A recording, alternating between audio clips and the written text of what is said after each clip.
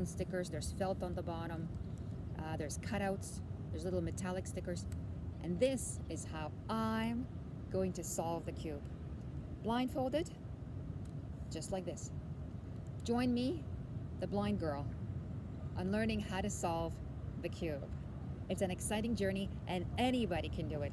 If I can do it with my eyes closed, imagine what you can do with your eyes opened.